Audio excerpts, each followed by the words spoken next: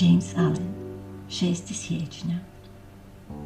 Kao što energičan poduzetnik ne preže pred teškoćama, već traži način da ih svlada, tako se i onaj čija je težnja neprekidna ne slama pred iskušenjima, nego razmišlja kako ojačati svoj znajući da je iskušenje poput kukavice koja se može ušuljati jedino kroz slabe i nezaštićene prolaze.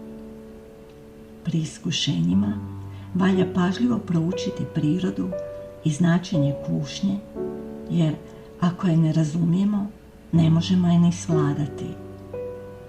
Onaj koji želi svladati kušnju mora razumjeti način na koji ona izvire iz njegove zablude, te introspekcijom i meditacijom pronaći način da tamo rastjera, a zabludu istisne s pomoću istine.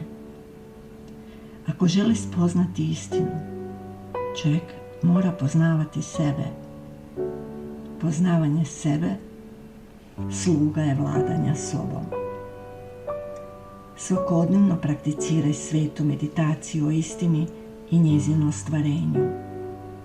Kad otkriješ pogreške i propuste, speri ih sa sebe.